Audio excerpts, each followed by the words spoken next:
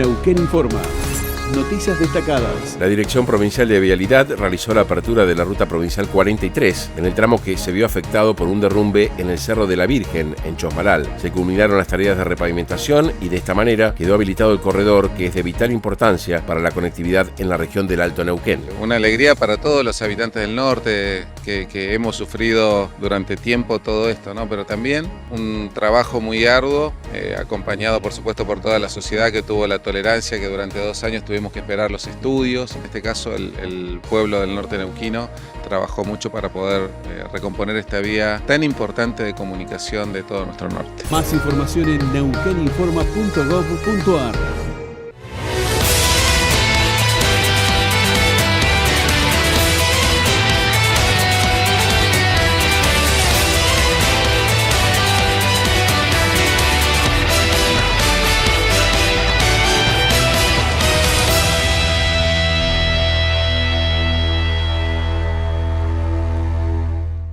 Buenas noches, bienvenidos a otro dato, bienvenidos a otro jueves, a este espacio que hemos construido todos juntos, con ustedes del otro lado y nosotros aquí tratando de traer los temas que hacen a la política, a la economía de cada semana.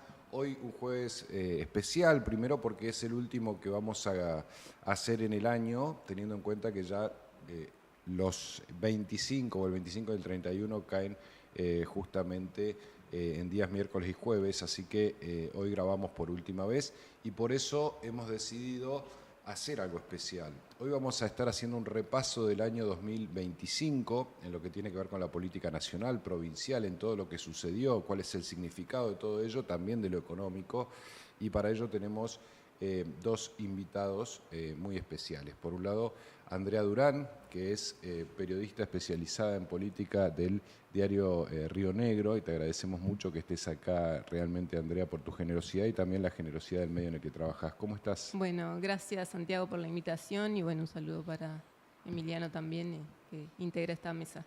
Así es, está el señor Emiliano Zapac también, en este caso, bueno, politólogo, fue profesor en la UBA en su momento, en la carrera de Ciencia Política, y hoy es columnista de LM Neuquén. Así que también te agradecemos la generosidad de Emiliano, a vos y por supuesto al medio en el que trabajás por permitir que nos juntemos a charlar un poco de política, que en definitiva es lo que nos gusta y lo que le gusta a nuestra audiencia. ¿Cómo estás? Muy bien, estoy muy contento de estar acá.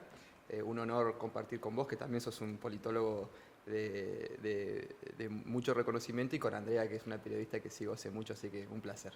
Bueno, la verdad que yo hoy estoy muy a gusto con la mesa, porque voy a charlar con dos personas que respeto, que leo, que escucho cuando me voy a informar aquí en la provincia, cuando voy a buscar opiniones en la provincia, así que un placer para mí. Andrea, ¿quién quiere empezar? ¿Andrea?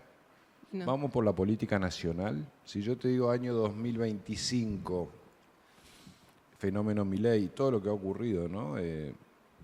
Parecía que Milei perdía, que había caído en un camino sin retorno. Evidentemente no fue así. ¿Qué se puede leer de lo que fue el 2025 a nivel nacional?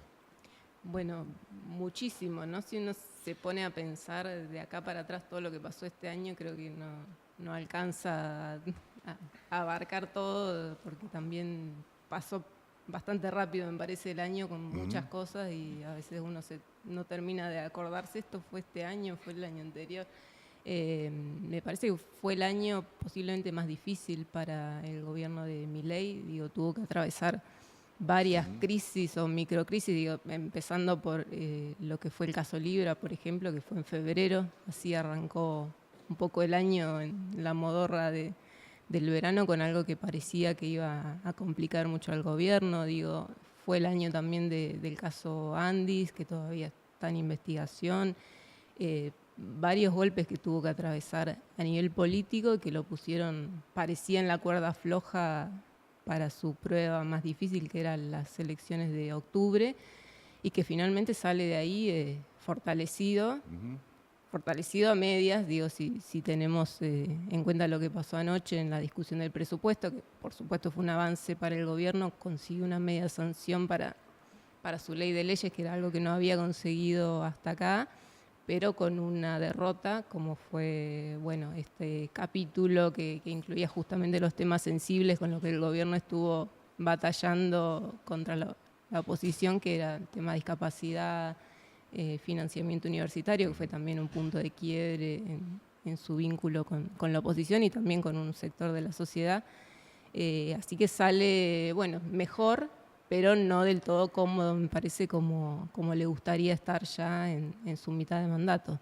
Hay que ver ahora qué pasa con las reformas más de fondo, como la reforma laboral, que me parece que va a ser el tema ahora del verano. Incluso capaz que trabajan el 26 de diciembre en el Congreso con ese tema, con la reforma. Emiliano, tu pantallazo del Milei 2025. Bueno, yo creo que se termina de consolidar la primera etapa del gobierno de Milei, con idas y venidas, como comentó Andrea. En el 2023 el electorado votó un cambio profundo en Argentina. Yo diría que dio un salto al vacío y que decidió elegir ni siquiera te diría un modelo, sino una persona que prometía terminar con todos los males que la sociedad venía sufriendo durante muchos años, ¿no? Esto en términos generales. Y que a comienzos de este año hubo como una sensación mixta, ¿no? Porque teníamos el caso Libra que mencionó Andrea y luego el caso de Andis, mezclado con la salida del cepo cambiario, ¿no? Es decir, había un éxito en materia económica y empezaba a surgir un enemigo interno en el gobierno que era su propia imagen, ¿no? O sea, un gobierno que promete combatir la casta y la corrupción, que de repente empiece en casos de sospecha, era gravísimo, y esto erosionaba la legitimidad del gobierno por completo, era como el mayor enemigo.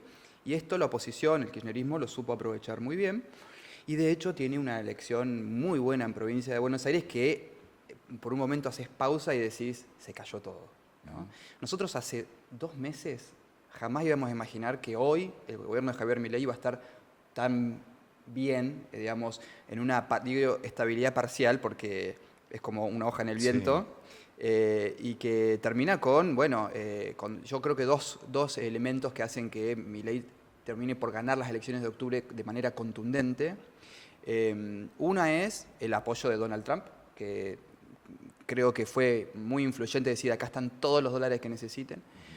Y por otro lado, sobreasustaron a la gente, ¿no? Claro. Subestimaron el voto. Entonces, cuando la amenaza era, si pierde Milei, mañana se va todo al demonio, la gente dijo, bueno, vamos, aunque no estemos tan contentos con este gobierno, vamos a apoyarlo. Y esto como que termina de dar un cierre muy positivo al gobierno de Milei, por lo menos en esta primera etapa. ¿Cuánto hay de mérito de la derecha, de los libertarios? ¿Cuánto hay de ausencia de la oposición? Digo, ¿quién suma más a que las cosas estén como están? Creo que ausencia de oposición es vital, porque dentro del peronismo la figura de Cristina Kirchner es central y es de alguna manera un divisor de la posible oposición que pueda surgir a Javier Milei. Como Cristina no se jubila, por decirlo de alguna manera, entonces vos tenés los peronistas kirchneristas y los antikirchneristas, Kicillof y Cristina. Y por otro lado tenés Provincias Unidas o a peronistas, digamos, de las provincias. Y esto hace que Milei tenga como cierta libertad política que quizás se pueda ver más en el Congreso, ¿no? Y después la derecha ha tenido como la virtud de saber explicar los problemas, ¿no? De decir, bueno, de ser muy pedagógicos a la hora de decir, bueno, yo voy a hacer un ajuste, pero este ajuste es por este tema, porque no queremos emisión monetaria, en fin, todo lo que Milei ha sabido explicar con bastante claridad, uno puede estar de acuerdo o no, pero por lo menos se tomó el trabajo de explicar, que hace que un ajuste del tamaño que se hizo esté correlacionado con todavía una imagen positiva del presidente. Andrea, los gobernadores, en particular los valletanos, ¿no? Río Figueroa, y ya nos vamos metiendo un poco en lo regional y en lo provincial, Figueroa, Beretilnec, ¿qué actitud, cómo se define la actitud que tienen con respecto a Milei? Porque uno escucha las distintas versiones, dice, no sé, Figueroa y Beretilnec están entregados a los libertarios y disimulan, otros te dicen, pero mirá, el gabinete está lleno de peronistas, es decir, y después en el Congreso le va a tocar surfear la ola por ejemplo, a Karina Maureira ayer, ¿no? La pregunta es, ¿vos cómo observás esa relación?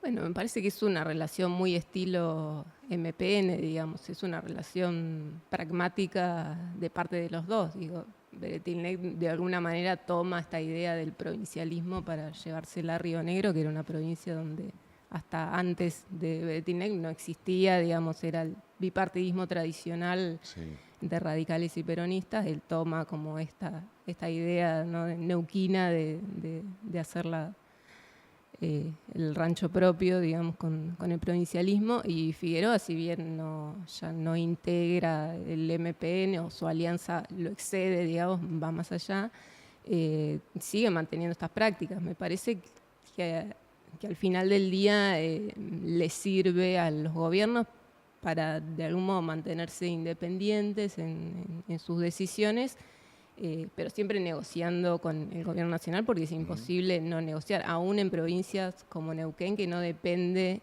necesariamente de los recursos que le envía el gobierno nacional para pagar sus sueldos, digamos. Los recursos nacionales en Neuquén son, mucho menos que un tercio, creo que son entre un 15, un 19% más o menos, y el resto es todo, claro, todos recursos propios, digamos. Tiene esa independencia, pero sigue necesitando el gobierno nacional para autorizaciones de deuda, para gestiones, como la que hizo la semana pasada, para que el gobierno nacional autorice la aplicación del RIGI en lo que son los proyectos del upstream, que por supuesto le sirven a Neuquén, y para eso necesita sí o sí del gobierno nacional. Así que me parece que van los dos como caminando en ese camino sinuoso entre, ceder un poquito y pedir por otro lado, ¿no? Y lo que se vio anoche en este primer debut de la neuquinidad en el Congreso fue un poco eso, digamos. El voto de Karina Maureira fue a favor en general, o sea, te voy a apoyar el presupuesto, pero en particular fue uno de los votos que contribuyó al rechazo de este capítulo, que era importante para el gobierno. Me parece que quedaron algunos rispideces ahí de parte del gobierno de Milei, que no le gustó esta actitud del gobierno de Figueroa, pero me parece que es lo que vamos a ver. Un toma y daca ahí, un tironeo permanente, constante, donde no hay una entrega, porque al gobierno de Figueroa no le conviene identificarse ni con ningún sector, ni con el kirchnerismo, ni que lo asocien a Milei. Pero sí cediendo en algunas cosas, no lo veo rompiendo ni oponiéndose a las políticas de Milei así fervorosamente. ¿Hay lugar para una liga de gobernadores, como se está planteando, que construya algo de alternativo en la grieta? Digo, la figura de la grieta es muy interesante porque, claro, el que se quiere caminar por el medio se cae, más allá de los polos, ¿no? No sé si hay ¿vos ves alguna alternativa en ese sentido? Y es muy difícil. Argentina es muy centralista. Yo recuerdo que hace poco Figueroa se juntó con algunos gobernadores de Provincias Unidas, pero esos gobernadores siguen estando bajo el ala de Sergio Massa, por ejemplo, ¿no? Entonces, no deja de ser un jugador que está en un equipo más grande, claro, ¿no? Entonces yo todavía no estoy viendo una liga de gobernadores. O sea, lo único federal que yo veo es la dupla Figueroa-Beretilnec, que digas, esto es 100% federal. Yo no estoy viendo otra cosa en Argentina. Ojalá, si me preguntás, ojalá que esto surja. Y esto lo vamos a ver en el 2026. A ver qué figuras empiezan a emerger como posible reemplazo de la grieta. O sea, claramente los partidos tradicionales están en retirada, UCR, PJ, incluso te diría el PRO, que no es un partido tradicional, pero también está en retirada. Entonces, frente a este centralismo que está teniendo Javier Milei, necesariamente va a haber un reacomodo, digamos. Es como una cuestión casi física, ¿no? Decir, bueno, se va a conformar una oposición y si no, lo va a hacer un potencial balotaje, ¿no?, en el 2027.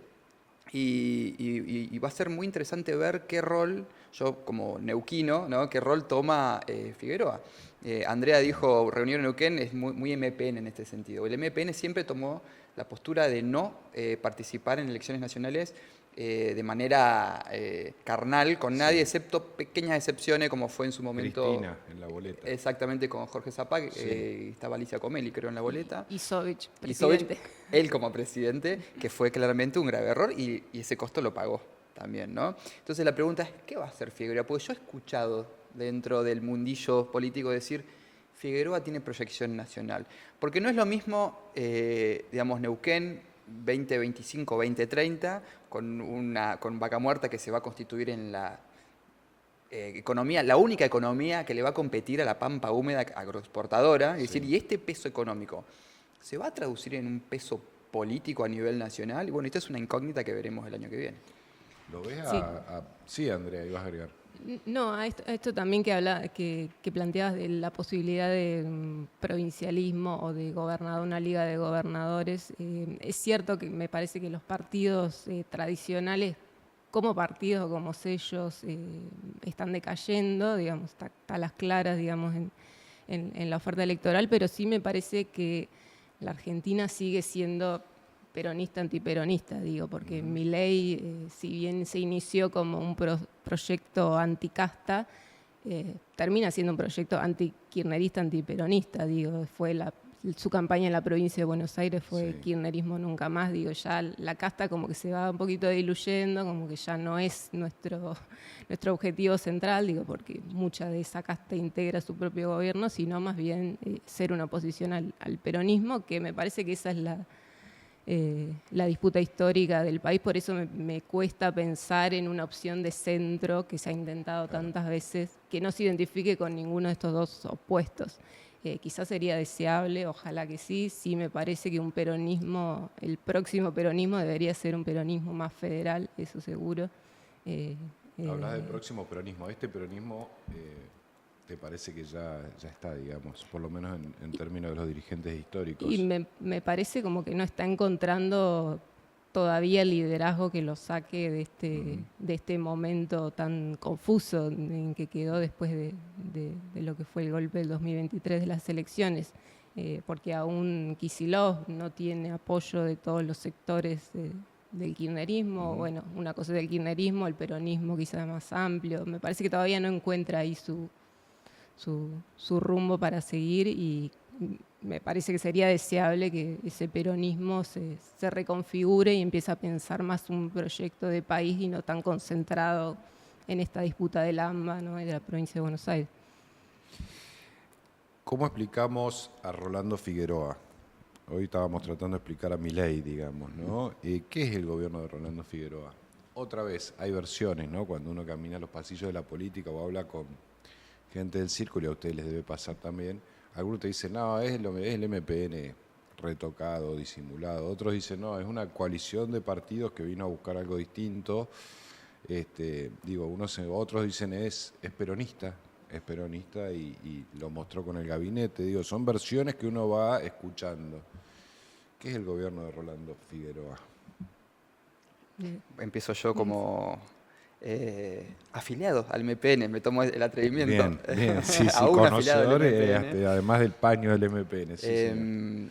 Yo creo que Figueroa tiene cierto estilo MPN, sin dudas, él viene del MPN y se ha formado dentro del MPN, pero yo creo que él no es MPN, porque de alguna manera ser un gobernador del Movimiento Popular Neuquino implicaba estar como atado a ciertos grilletes, ¿no? La estructura partidaria era mucho más pesada de lo que se veía. Digo, estar gobernando dentro del MPN con todos los intereses que se habían creado desde Felipe Zapac, pasando por Salvatori, Jorge Sovich, Jorge Zapac, Omar Gutiérrez, son capas geológicas de dirigencias e intereses que van quedando y con los que uno después tiene que negociar. Además, o sea, tenés un frente interno muy importante que te plantea una posible interna, que te plantea posibles disidencias, que te condiciona, y vos tenés que además lidiar con los sindicatos, el gobierno nacional, la economía, en fin, es demasiado. Yo creo que un gobernador del MPN estaba cada vez más limitado. Y vos podés ver cómo se liberó Figueroa de esos grilletes como para poder tener un poco más de soltura y más de juego, cuando elige a sus representantes en las elecciones de octubre. O sea, eligió a su núcleo duro, a Corrosa y a Uset, digamos, sin cuestionamientos, a ver quién se atrevía a cuestionarlo, Y en diputados elige a gente que es independiente, o sea, Karina Moureira, a Perren, y después en su gabinete vos ves un equilibrio, o sea, peronistas, radicales, del PRO. Es decir, hago lo que quiero, básicamente, ¿no? Digo, lo digo en el buen sentido. Y eso es una gran diferencia. Digo, ese estilo del MPN, pero sin el peso que eso conlleva. Sí, coincido, sí, me parece que discuto cuando viene alguien por ahí no tan metido y dice, bueno, esto es un rebranding, no es el MPN con con otra cara.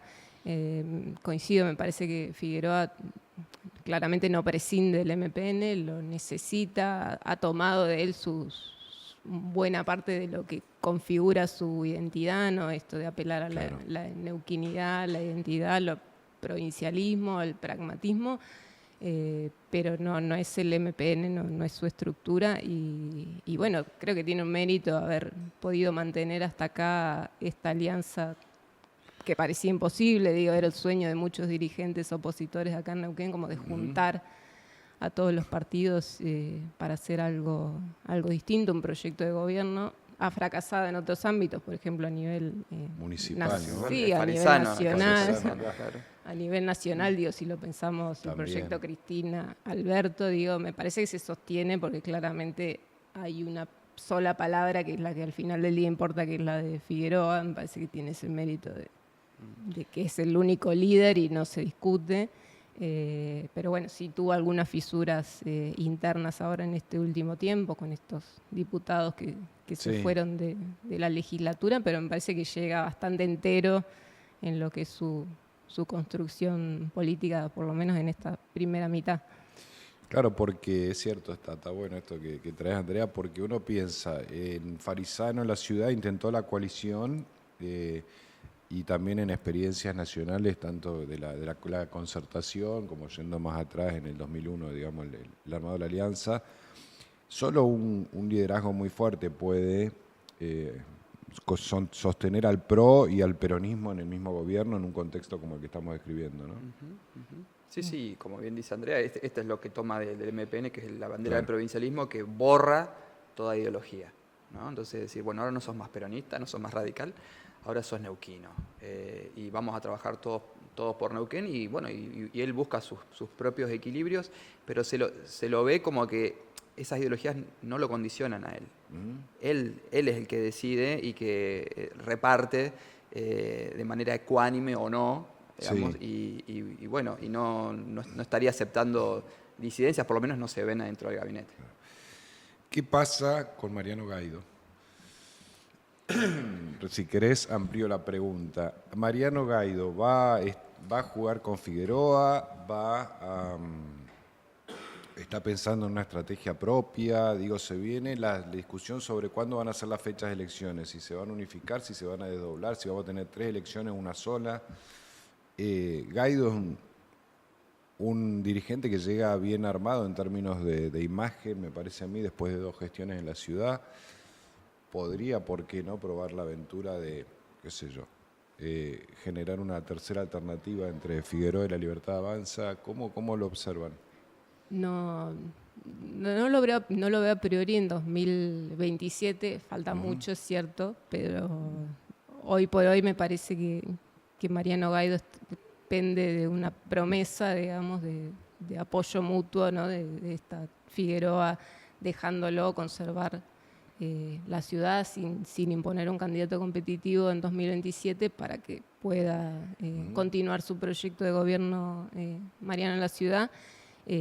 Por supuesto que esa alianza podría resquebrajarse o romperse en algún momento. No lo veo por ahora, creo que van a conservar este pacto, digamos, de no agresión, de Figueroa reeligiendo tranquilo en 2027 y Gaido conservando la ciudad.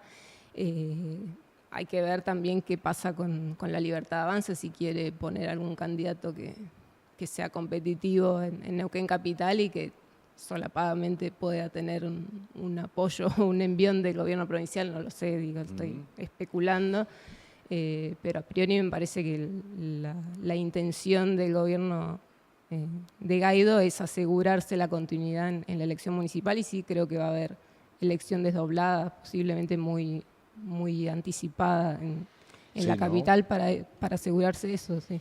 O sea, Guaido aseguraría lo suyo, después vendría Figueroa lo suyo y después irían a octubre ya Sí. más relajados los dos con la Nacional. Sí, y tampoco lo veo con intenciones de querer disputar, no sé, una diputación o ser senadores, como que creo que en este momento la prioridad es garantizar que siga el proyecto de la ciudad, ¿no? Tampoco tiene un perfil muy legislativo, me parece, salvo bueno que hubiera algún pedido o que necesite Me gustó estar el integrando título una que lista. le pusiste a la relación entre Figueroa y Guaido, el pacto de no agresión, y vos decís se va a sostener por lo menos hasta 2027.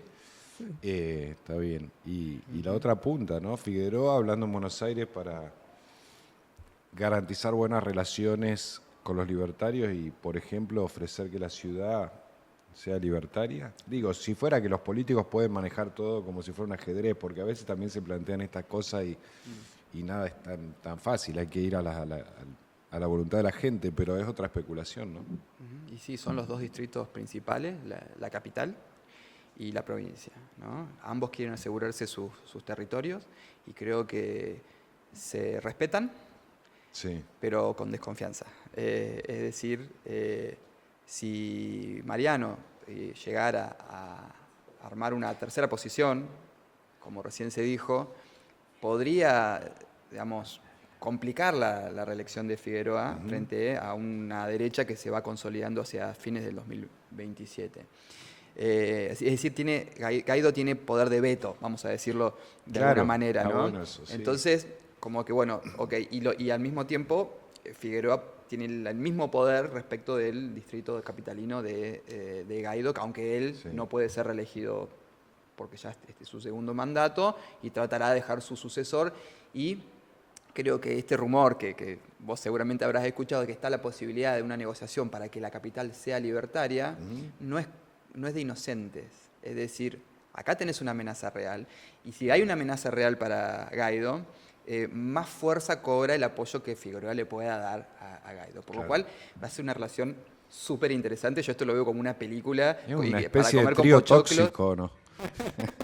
Con todo el respeto que nos merecen, pero es una cosa y nadie puede sacar los pies de ese plato, digamos, ¿no? Igual me sorprende el respeto y con la cordialidad con la cual se dan las relaciones. No veo los malos tratos, no veo agresiones como se pueden ver en otros distritos, declaraciones fuertes, chisporroteantes.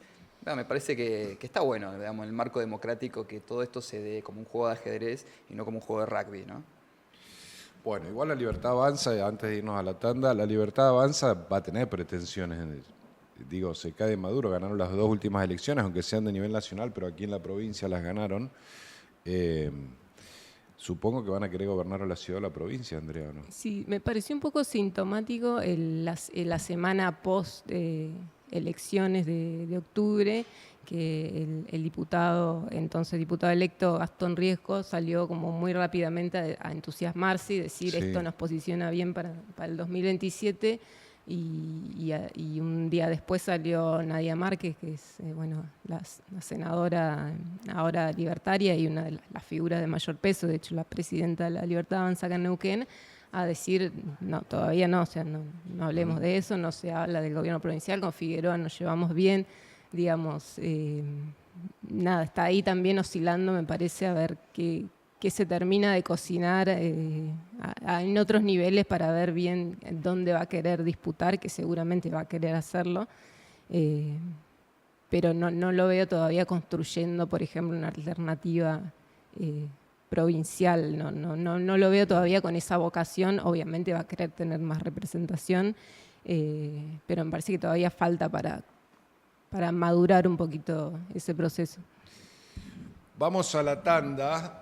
Acá estamos charlando con Andrea Durán, con Emiliano Zapag y ahora se suma Gonzalo Echegaray, el director de Vision, economista, amigo de la casa, que nos va a venir también a dar la pata económica para sumarle a todo esto que estamos charlando, a todo este juego de previsiones que estamos haciendo, terminando este 2025 para arrancar el 2026, año, entiendo yo, de campaña. Si las fechas que estuvimos charlando aquí se cumplen, el 2026 ya vamos a estar hablando de política con bastante intensidad. Ya venimos una tanda y volvemos con otro dato.